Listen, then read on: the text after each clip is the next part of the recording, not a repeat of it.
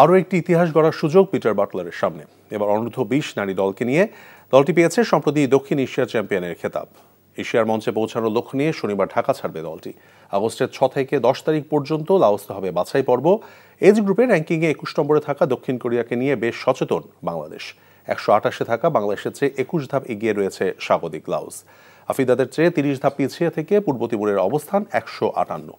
বাছাইয়ে 6 August লাওসের মুখোমুখি হবে Bangladesh, 8 August পূর্ব Timur এবং 10 আগস্ট দক্ষিণ কোরিয়ার বিপক্ষে লড়বেন আফ্রিদারা। সব ম্যাচ হবে ভিয়েন্তিয়ানিয়ানের নিউ লাওস জাতীয় স্টেডিয়ামে।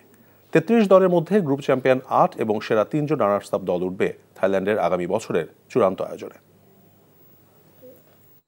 যে 3টি টিমের সাথে খেলা আমাদের, তার মধ্যে থেকে কোরিয়ার কথা তো কোচ বললই, বাকি 2টা টিমের সাথে কোচ আমাদেরকে যেভাবে খেলতে বলে, সাফে আমাদের 23 জন প্লেয়ার সবাই গেম টাইম পেয়েছে। তো সবার মধ্যে একটা আত্মবিশ্বাস আছে যে আমরা এফসিতে গিয়ে ভালো কিছু করব। আমাদের সর্বোচ্চ চেষ্টা করব যাতে আমরা কোয়ালিফাই করতে পারি। বান্ডেল থাকলে প্রতি সেনমানিতে টাকা বাঁচবে। বিকাশ সেনমানি বান্ডেল কিনে জিতুন প্রতি লেনদেনে।